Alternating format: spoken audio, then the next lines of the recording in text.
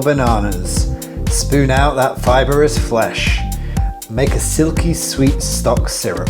Simmer the banana skins in the syrup until it's soft and like tagliatelle. Lay the glossy skins on a baking mat. Bake until crisp. 120 degrees for about an hour and 20.